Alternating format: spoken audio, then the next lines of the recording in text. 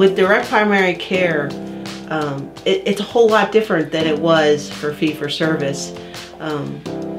You know, we live in a world where everything's based on our convenience and how accessible things are to us.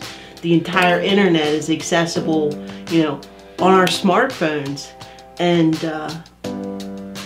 we've always taken a route that after hours or on a weekend when we have a sick child, what's most accessible to us is an urgent care or an emergency room.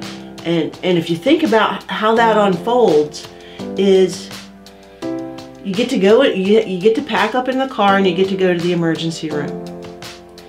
You get to wait for hours sometimes in a waiting room surrounded by people of very questionable stages of health.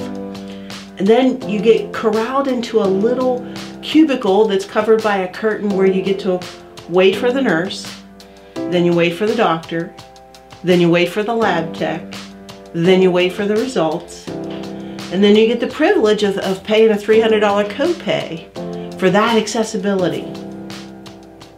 True story, this past weekend, my daughter exhibited signs of a urinary tract infection. So I went to the drugstore and bought her a test kit and some pain meds. And so we came home and we tested, and sure enough, she tested positive. So I gave her the first dose of pain meds, and I texted Dr. Richter. And I told him what was going on.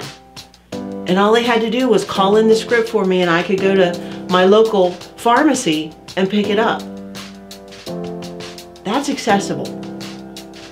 So for anyone who thinks that the traditional primary, you know, your primary care doctor is inaccessible, or it's just not fitting for your needs or your sense of urgency with your child, I think it's time to turn that page, because your primary care physician can be as accessible as that very smartphone that you're using to find the rest of the world.